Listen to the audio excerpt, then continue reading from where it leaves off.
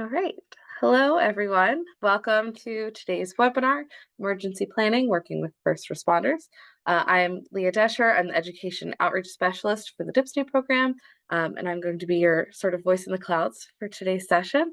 Before we get started, I have just a couple of quick housekeeping notes and community guidelines to mention. If you have any sound or technical issues today, please let me know in the chat box with a direct message, and I'll do my best to help you out. This webinar is being recorded, and the recording, as well as a PDF of the slideshow presentation, is going to be sent out to all registrants within probably the next week or so. We will be doing a brief Q&A at the end of the presentation, but please feel free to send your questions throughout the chat box at any time, and then we'll go through any that we've missed at the end. And then finally, we ask that you hold each other with mutual respect, come to the space teachable, and stay engaged with our presenter throughout this program. So before we dive in, I just wanted to share a little bit about the Documentary Heritage and Preservation Services for New York program. DHPSNY, as we like to call it, is a collaboration between the New York State Archives and the New York State Library, with services provided by the Conservation Center for Art and Historic Artifacts.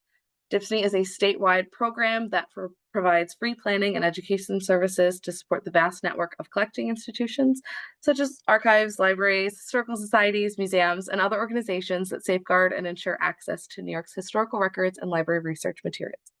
DHPSNY services include archival needs assessments, preservation and condition surveys, strategic planning assistance, and access to a variety of educational programs, such as this webinar. So to learn more about our services, please visit DHPSNY.org. And with all of that, I'm going to pass things over to our speaker, Donia, today to get us started. All right, thank you. And hello, everybody. My name is Donia Conn, and by day, I am an assistant professor at Simmons University in Boston at their library school. But on any other given day, I am a book and paper conservator, and I do a lot of consulting work. And one of the consulting projects that I worked on in 2017 and 18 was a statewide program with the state of Massachusetts, where we did a lot of training with cultural heritage participants as well as their first responders.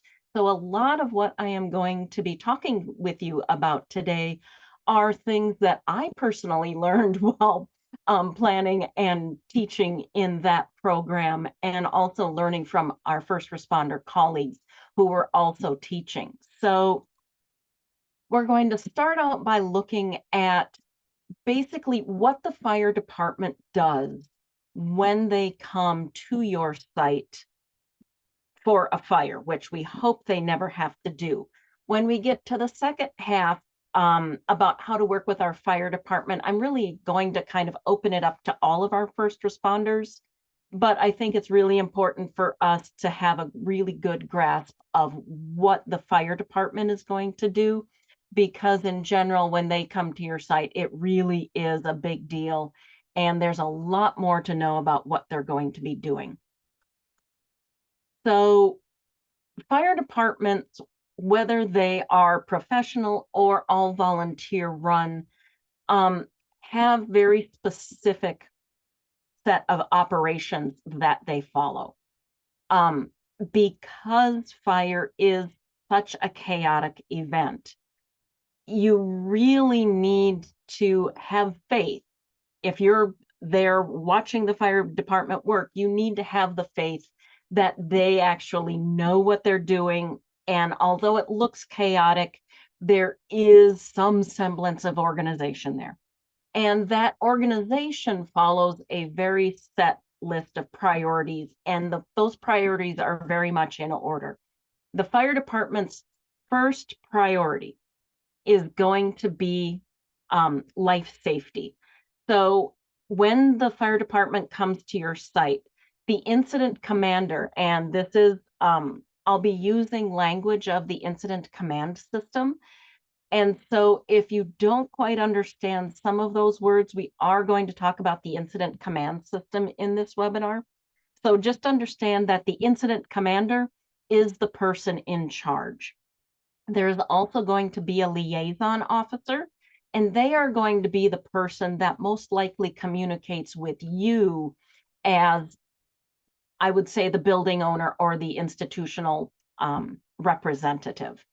So the incident commander, which is usually going to be your fire chief, is always going to prioritize the saving of life first. So they're going to ask you if there is anybody in the building. And so it's going to help for you to know who's in there. And we'll talk about some of these things later. Their next priority is going to be stabilizing the incident. So they're going to try to essentially put the fire out, reduce the fire. This incident stabilization could also involve working on adjacent buildings so that the fire doesn't spread. So they're going to be doing a lot of things to try to contain and minimize the damage that's going to occur. The third priority is property conservation. And this is where they're also going to be thinking, this is where incident stabilization kind of overflows into property conservation. This is where they can do things that actually directly help you if they know what to do. They can be throwing fire blankets onto important exhibit cases, or they can be channeling water from the fire hoses away from areas that haven't been impacted. And they're only going to do this property conservation step when they know that life safety is under control and when they know that the building is not going to deteriorate any further and cause issues with life safety. Because not only are the firefighters concerned about saving the lives of people who may be in the building, they're also very concerned with ensuring that their own personnel are safe while they're fighting the fire. So if any of you have gone through a disaster response program or any sort of disaster response training, these steps sound very familiar, because in any disaster response for us as cultural heritage people, our first priority is personal safety. We're going to wear those heavy boots. We're going to wear masks and gloves and goggles when we're working in a dangerous situation. We're going to make sure that our building is stable, that it's not going to fall in on us, or more damage is not going to occur in the work that we're going to be doing.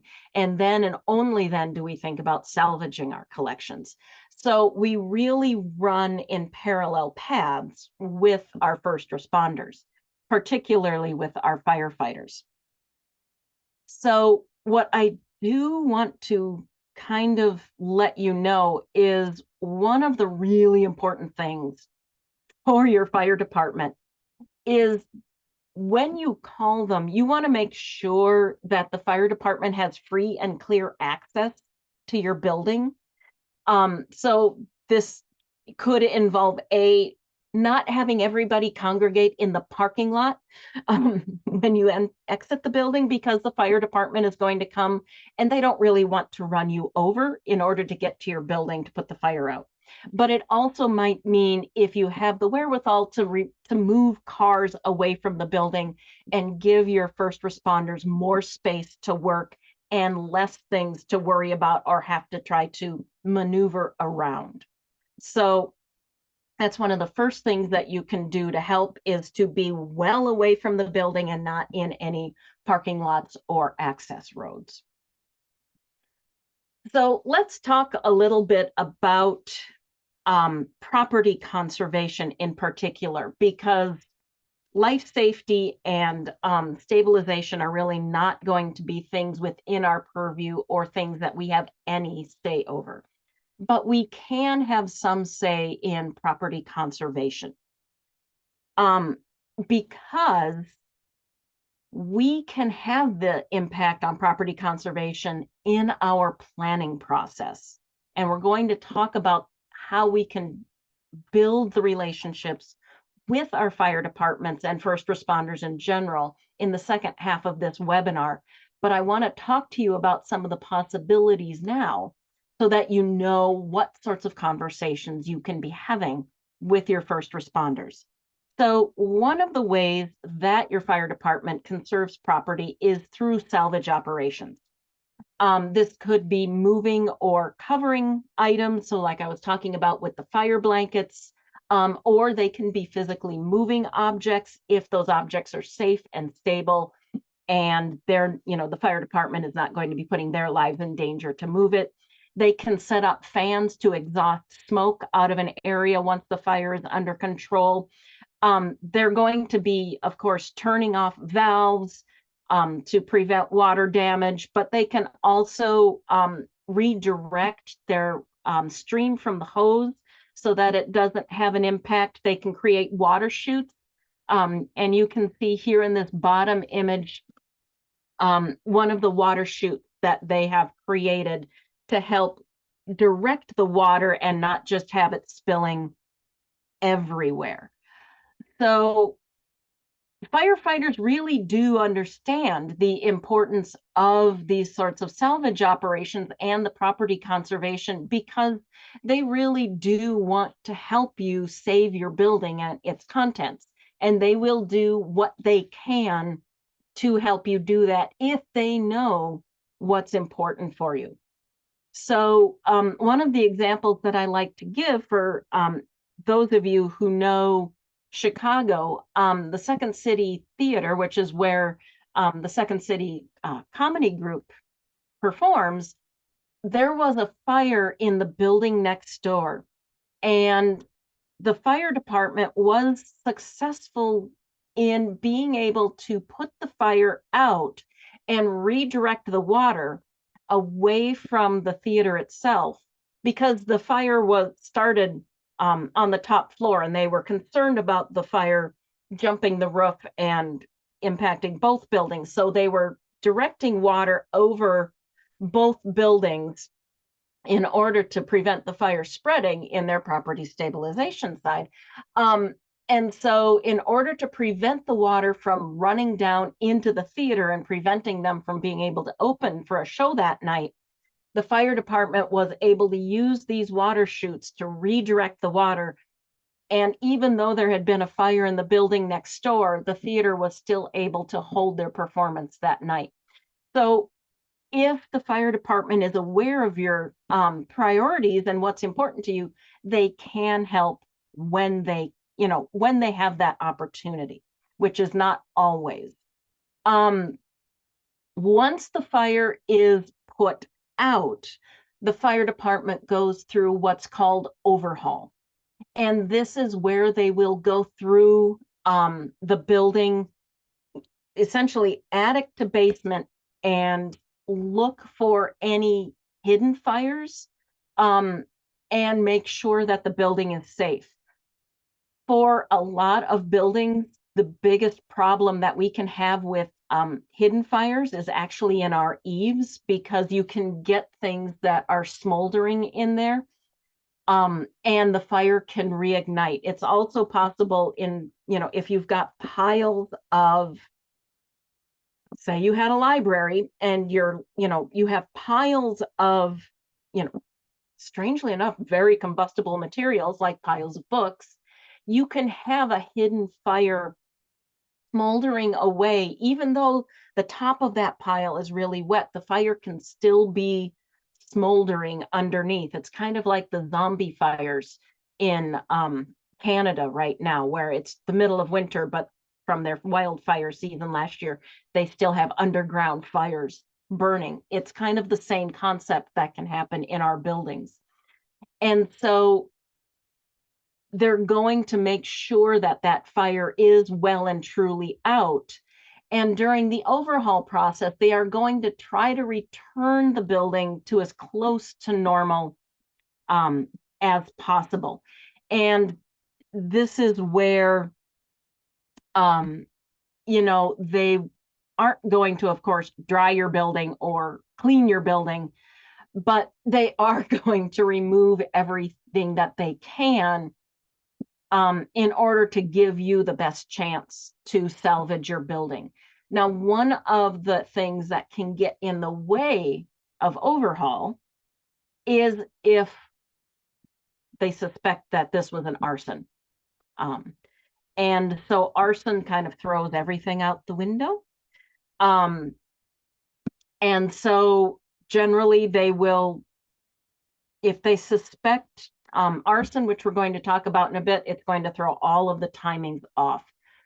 But what they want to do during this overhaul process is to also recognize and preserve evidence for that arson, because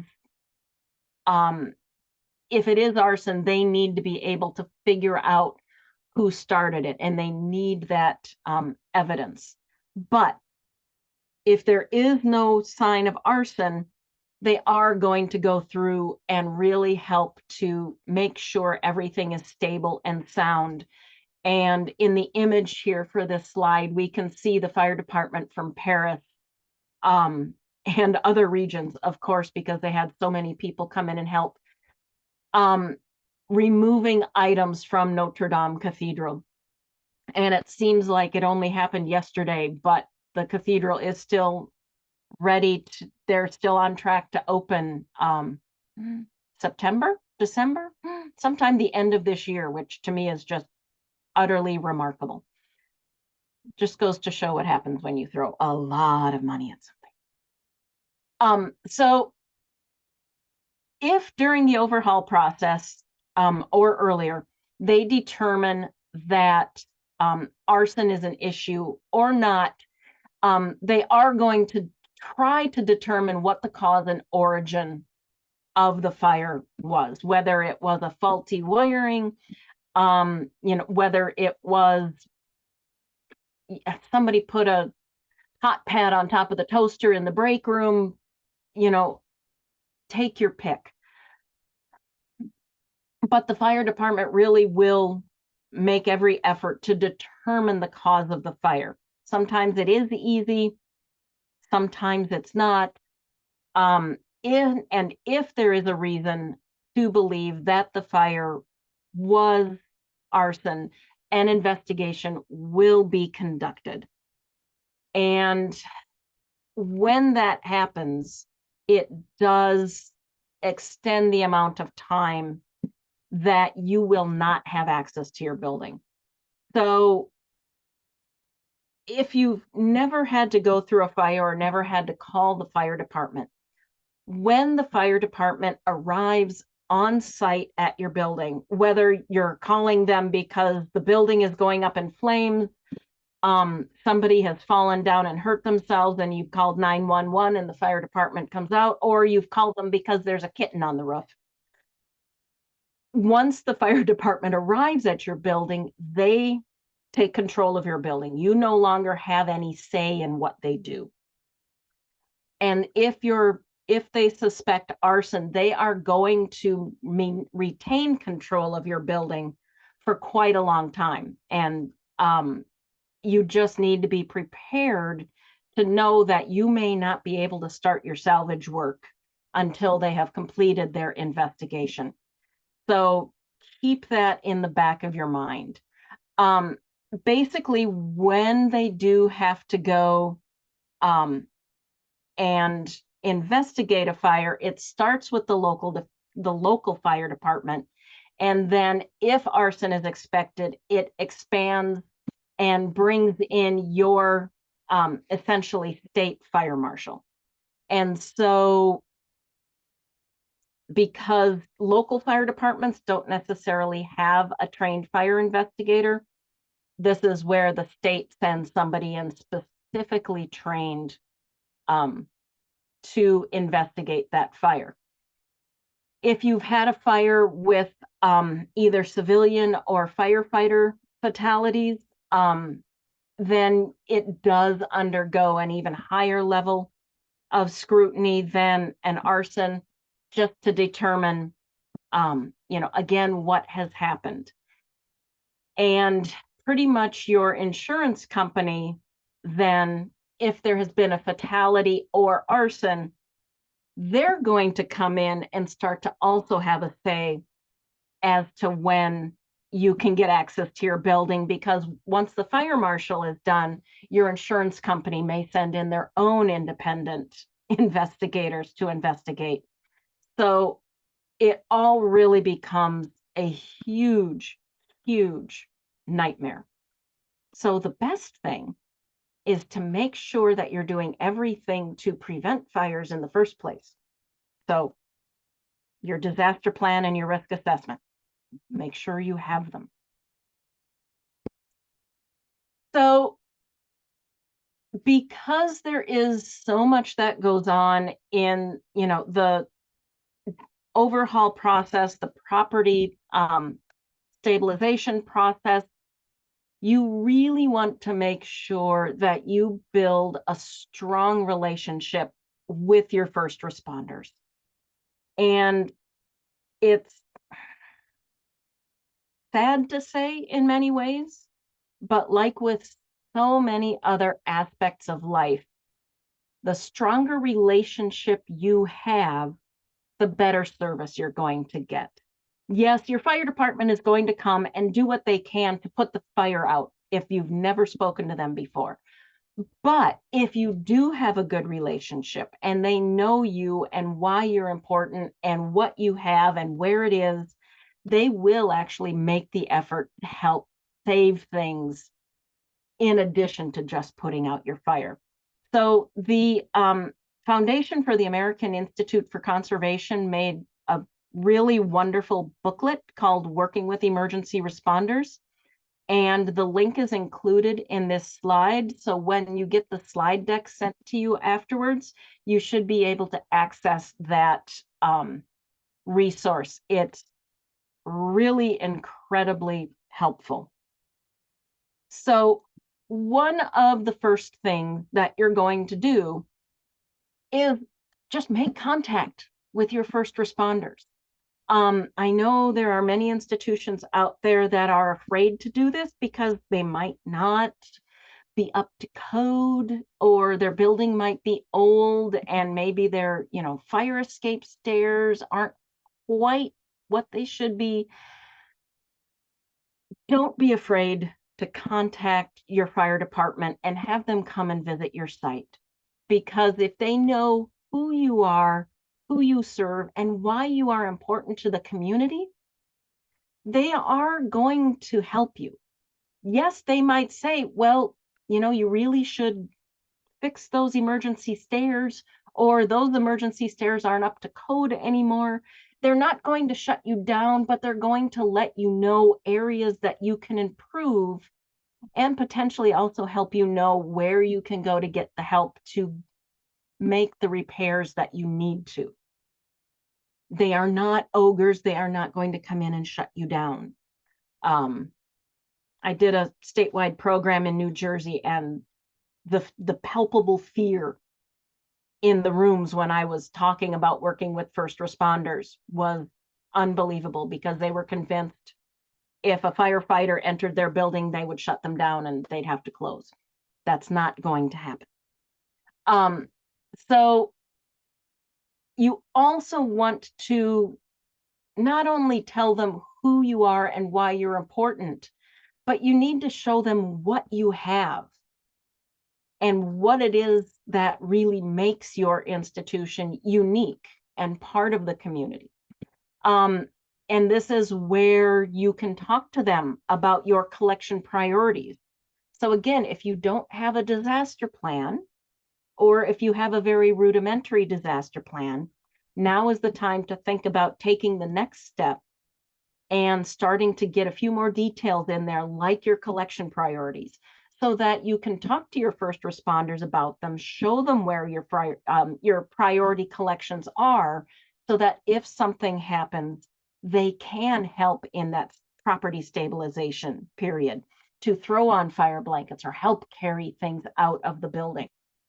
But you do need to explain to them why these are also your collection priorities. And again, that goes back to who you are and who you serve and why you're important to the community.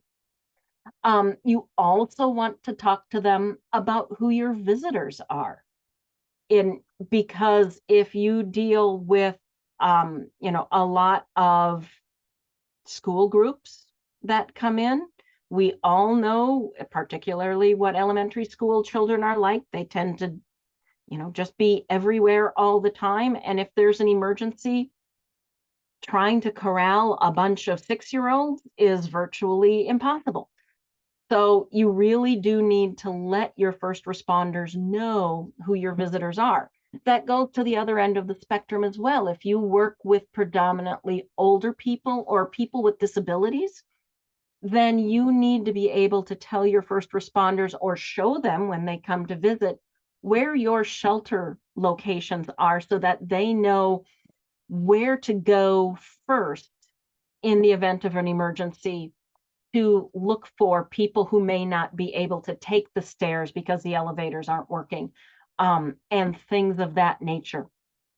So these are all really important things to talk to your first responders about. And they may ask you questions like, where is your shelter in place location? And if you don't know about it, it's a really good opportunity to learn a little bit more about disaster preparedness.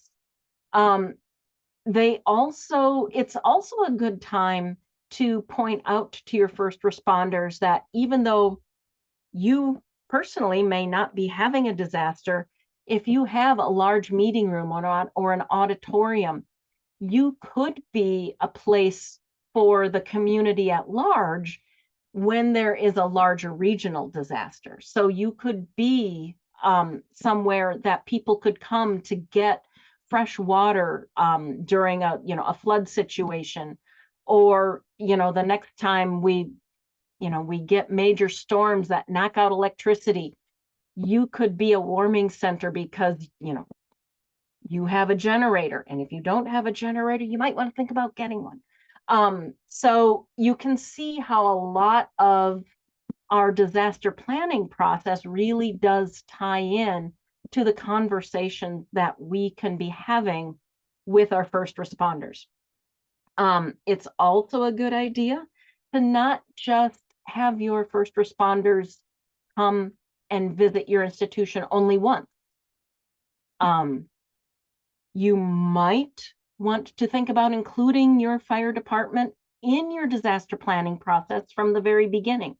Have them visit in the summer. What is your building like when all of the, landscaping and greenery around your building is growing? Where do people park? Where are all of the kids hanging out? Things of, what is the flow of people in the summer? But it's also important to have them in the winter after some heavy snows, because they're going to be able to see things that you don't necessarily think about.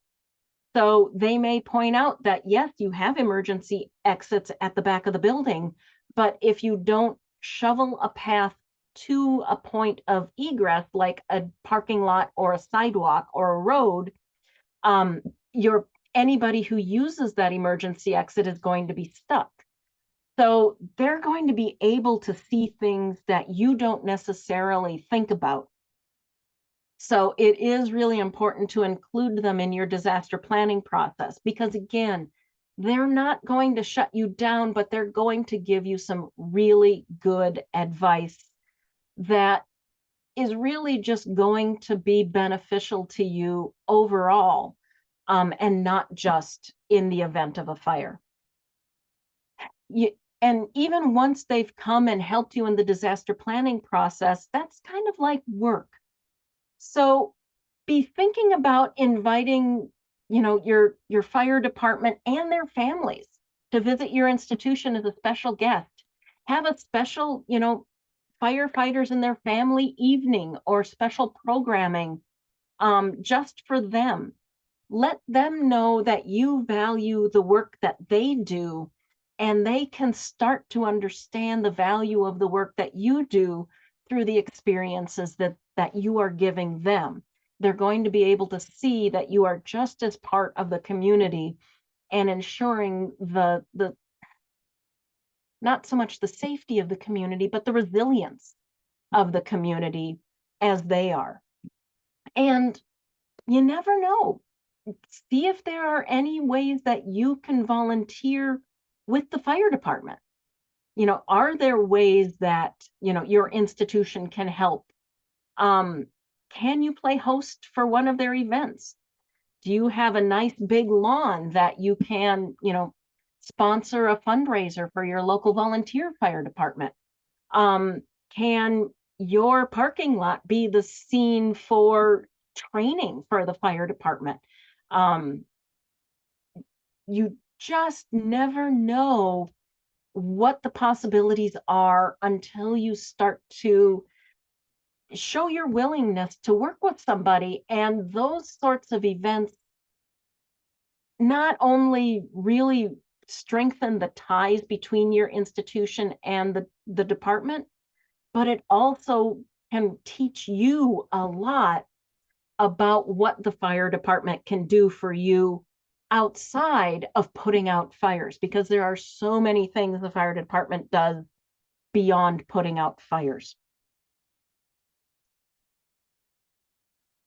As you are bringing your fire department in, showing them your building, you do want to share certain things with them. One of the things that you can do is share your disaster plan with the fire department.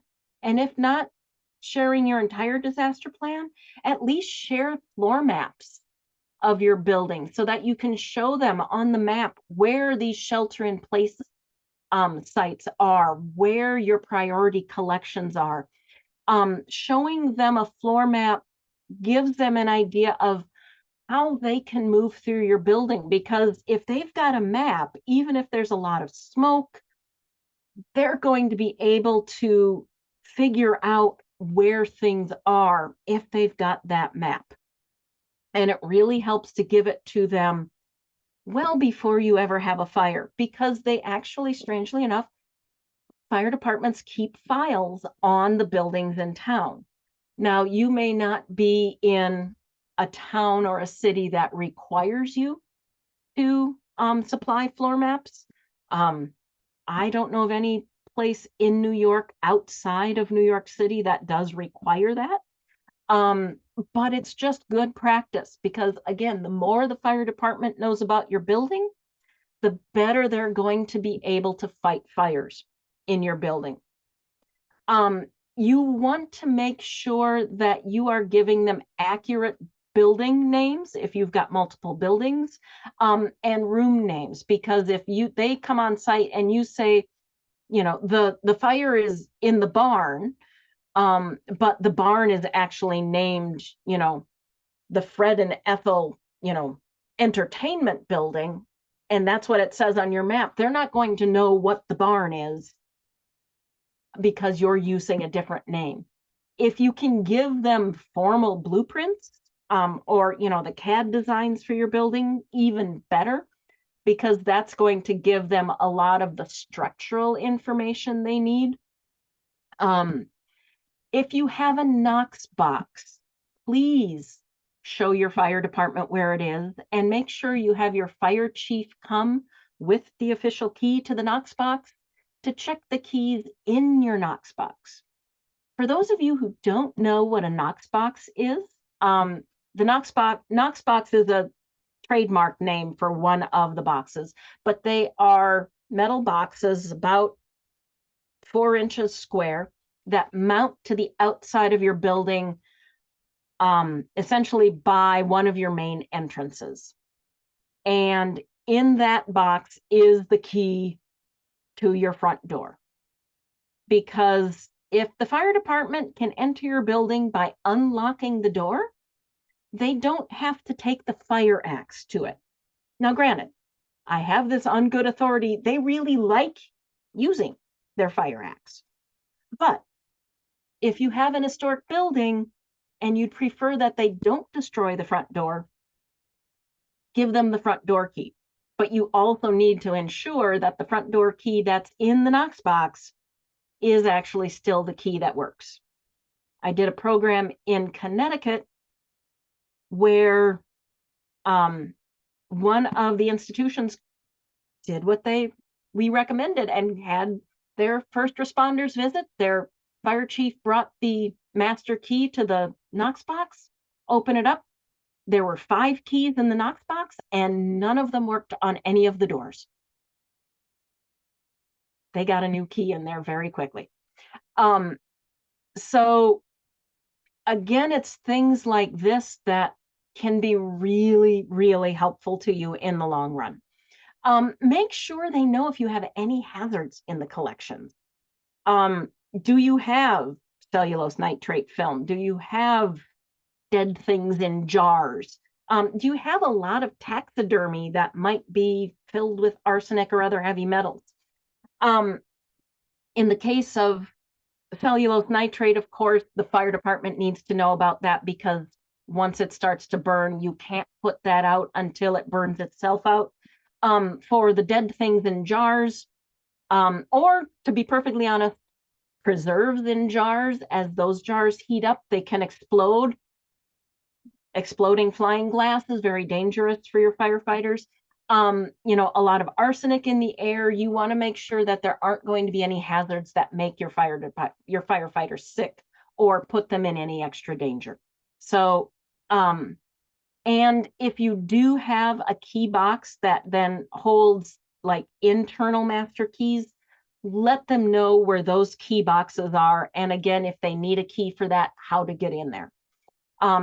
It's all about making their job easier, so that once they've finished that life safety section and they can start in on the property stabilization, they already know what they need to know, and it makes their job a lot easier. And as we all know, anything that you can do to make somebody else's job easier makes them happier. Think about when people make your life easier, how much you appreciate it. The same thing goes with your firefighters. So once you've built the relationship, your disaster plan is in good order. One of the things that you want to make sure you do, and again, this is, taking your disaster plan beyond the most rudimentary steps, is thinking about roles for your own staff in a disaster. And one of those roles that you want to be thinking about having is a liaison officer. So I'm going to take a brief digression into the incident command system. This is a very brief digression. For those of you who want more information, I cannot recommend David Carmichael's book, Implementing the Incident Command System at the Institutional Level. And I'll send the information for that out so that you can get it after the webinar. It is an amazing book. Don't just take it from me. The instructors from the Firefighting Academy in Massachusetts absolutely fell in love with this book, because they said they've gone through all of the FEMA training for the incident command system and all of the fire department training for the incident command system. Reading David Carmichael's book, it made it make sense to them more than any of the other training they went through. So I can't recommend it enough. But when you are working under the incident command system, which your fire department will be, it is a very hierarchical system. It is a temporary system. So don't, be afraid that you start to implement the incident command system and hierarchy is going to be the way to go. It is only put into place during a disaster. So it's very hierarchical, so that all information flows down in a very prescribed manner, but also flows back up in a very prescribed manner. You have an incident commander, so you only have one person in charge. That incident commander has kind of their management team, which is going to be the public relations officer. This is the person who talks to the media, posts on the blog, sets up the website, things of that nature. You have your safety officer, who's going to be the person walking around making sure people are wearing gloves and masks and appropriate footwear. And then you have the liaison officer. And the liaison officer is the one that's most important to us for this webinar, because it is our liaison officer in our institution's disaster team that is going to talk to the liaison officer with the fire department. So when the fire is raging and everything is going haywire, you're not going to go up to the first firefighter you see and say, hey, what's going on? Tell me. Not their job. They've got more important things to do. But on site, there is a liaison officer. So basically, if you're going to ask any random firefighter a question, ask them, point your liaison officer out to me. And they are generally the person with, now I'm going to get my colors mixed up again, but I believe they are generally the person in the yellow helmet. So now all of a sudden I have forgotten the, oh, no, there's my notes. Look for the orange vest. It's going to be very obvious. Orange vest. If you don't see an orange vest, ask where the liaison officer is. They will point you in the right direction. And it is you as your institution's liaison officer talking to the fire department's liaison officer. That way, you aren't getting mixed messages. You are getting clear and direct information that then you can take back to your incident commander, who will then share with the rest of the team. So for the most part, during the incident, you are going to have just kind of those top 4 people in this hierarchical chart. You might have the planning section starting up, because even during a fire, you know you're going to have certain activities that are going to need to happen. So the planning section can be starting to work. You can get your logistics people starting in on ordering supplies. So getting all of those N95 masks and the gloves and the hard hat and everything you're going to need. You can get your finance people up and running, all during the incident. Your operations chief, they're waiting until you get your building back and you can start salvage. But for us, the most important thing right now is the liaison officer on your team is going to talk to the liaison officer in the fire department. So by showing you understand at least that rudimentary element of the incident command system is also going to help you a lot, because it's a respect thing, and it's going to make your fire department happy. So if you are your institution's designated liaison officer, you're going to tell the fire department's liaison who is in the building, where they are, if you know, do any of them have special needs, what hazards are present if you haven't already told them. It could be you have a special exhibit going on, or you could have been having a precursor to the county fair's jelly tasting to see who, is going to win, and you have all these preserves and they could be exploding, who knows.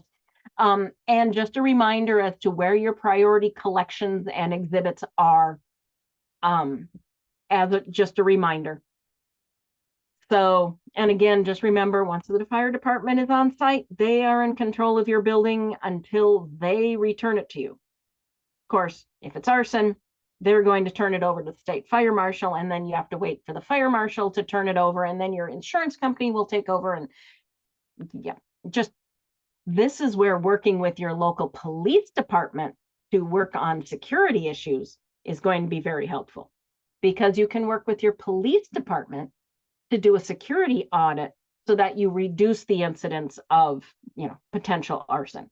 You are never going to completely get rid of the risk, but you can greatly reduce it. So again, work with your police department on areas of security.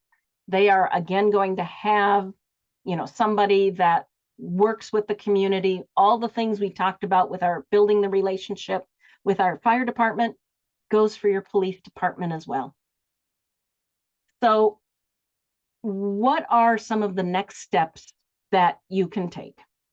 Well, first off, if you don't have a disaster plan, now is the time to start writing one.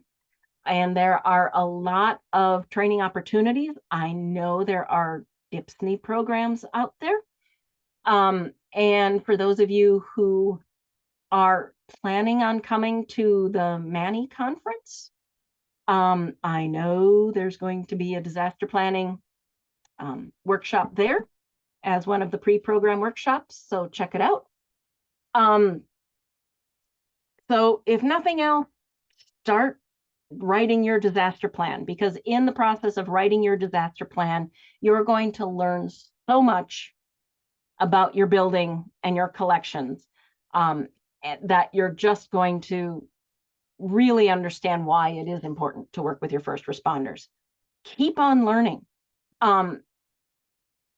Get David Carmichael's book and learn more about the incident command system. Or if you're really interested, but only if you're really interested, take the ICS 100 and 200 training from the FEMA. It's very boring, but it does actually give you a lot of important information about how your firefighters and other first responders work. Or you can take your CERT training, which is Community Emergency Response Training, which is more geared towards working with your community in the event of a disaster. And again, if your institution has a large parking lot, has a generator to be a heating or cooling place in the event of a heat wave or a ice storm that knocks everybody's heat out, or you have a large auditorium that could be a distribution center. Taking CERT training really helps in understanding how you can better integrate with your community in times of disaster. And just look on something like that as free publicity. The more the community knows who you are, the better off we all are. And then finally, go meet your first responders.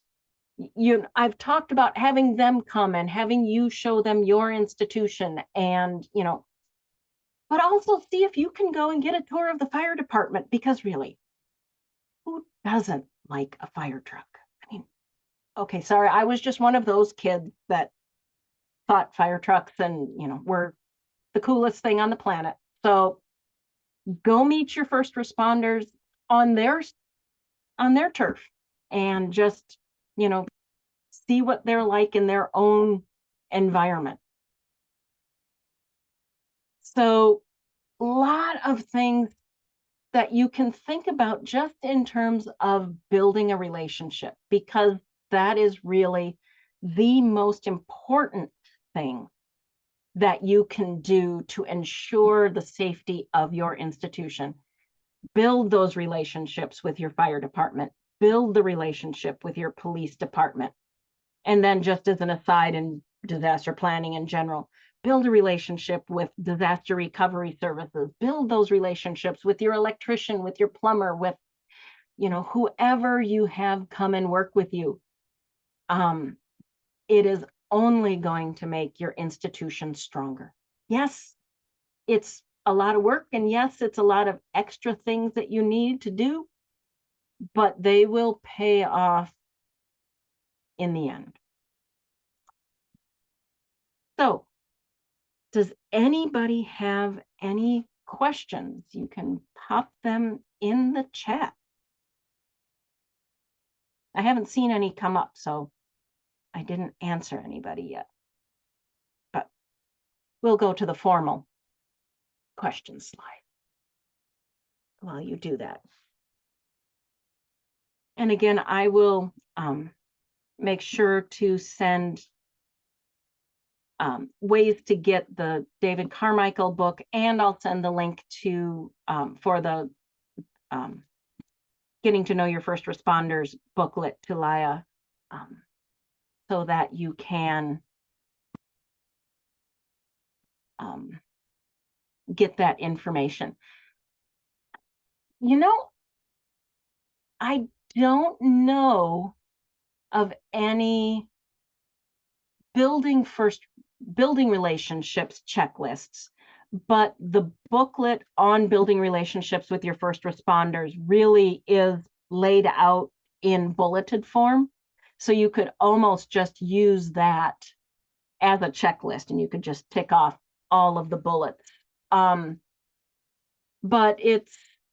I don't know of any specific checklists for building relationships. there are checklists out there for writing a disaster plan. But I can't think of any for building relationships apart from the booklet that I mentioned.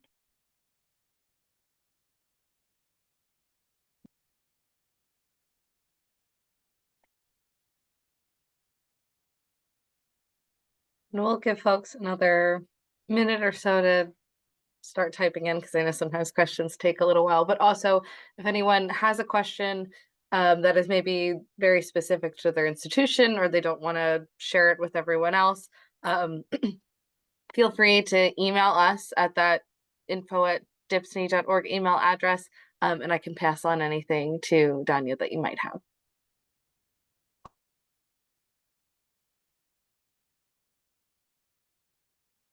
It is a lot of work, I will say, but it is incredibly rewarding. In terms of online disaster plans, I personally prefer the really simple plan that you can get from the Council of State Archivists. And I can include that in the link. It is a simple, more just a response plan, because it does give you all the names and phone numbers and everything that you need. It comes in a single sheet. It gives you grid lines to fold up, and it folds up to the size of a credit card, so you can always have it in your wallet. But that's not if you want to get down to it, that is not a full-blown plan, because it doesn't include having you do the risk assessment and whatnot. But in terms of having a printed plan that you can carry around with you, it is definitely the one that I prefer, because it is straightforward and doesn't essentially give you the great American novel at the end when you go to print it out. And I can include the link to that as well when I send it to Leah.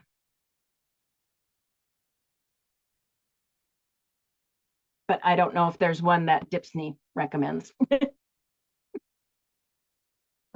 We have a couple of different resources for building your plans. I think that they tend to be very specific per institution.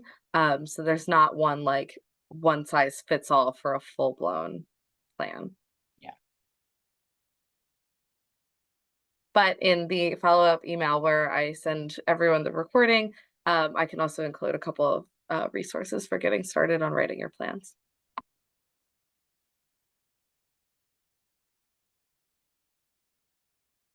Yeah, if DHPSNY doesn't have anything coming up, there's also the Performing Arts Readiness program that does a lot of regular training on disaster planning. So they might be another resource.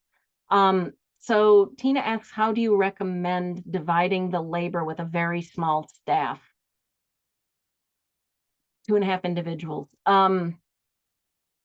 I would say the best thing to do, and this would go with just about anything in terms of disaster planning, with building your relationships and a disaster salvage effort, is to really just set aside, depending on your schedule, set aside a half an hour a week and say,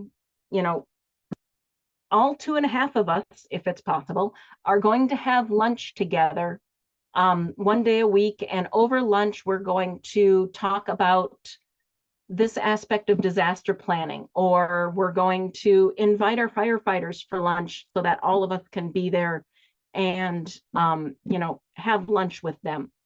And sometimes they're going to have multiple shifts depending on whether you have a volunteer service or a professional service. So you might have to do this a couple of times, but just set aside even just a little chunk of time a week, because the more you keep chipping away at it, the more you're going to get it done. Baby steps are fine as long as you're making progress. If it seems too overwhelming and you can't dedicate 20 hours a week to writing this, you're not going to do it. But if you think about saying, okay, I'm going to do half an hour a week or even 15 minutes a week. And, you're just going to be able to, work your way slowly but surely to having a disaster plan or building your relationship with your first responders. Todd says, host an Arcan class at your library. Exactly. That's a great way to, get to know your first responders better. And also, unfortunately, in this day and age, learn something very important for your community. Because it doesn't matter where you are.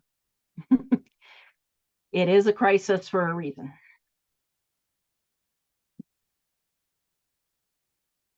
I don't think I've missed any questions, have I? No, I think you've answered all of them. We still have a couple of minutes left till we hit the hour, so just want to give folks a little bit more space in case they're still typing. But I do just want to give a very quick plug for the next program that DHPSNY is going to be doing. This is going to be one of our, we call them DHPSNY dialogues, and they're in conjunction with ARIA Strategies, which is a firm based in Rochester. And hold on, sorry, just pulling up the information for that. So that is going to be on March 14th. And this is in an umbrella series about intersectionality in the 250th. And so we're going to be chatting about that. It's going to be part teach-in, and then the second half of the program is conversation-based. So we all chat together as a group and learn more about what's happening throughout the state at other institutions. So if you all are interested, very different pivot of a topic from today's presentation, but if you're interested, that is again going to be on March 14th. And seeing that there's no questions in the chat box, I think we're okay to wrap up just a touch early. So everyone enjoy the extra 2 minutes in your afternoon. And Donia, thank you so much for being with us today. This is a wonderful presentation. And I hope you all have a wonderful rest of your Tuesday.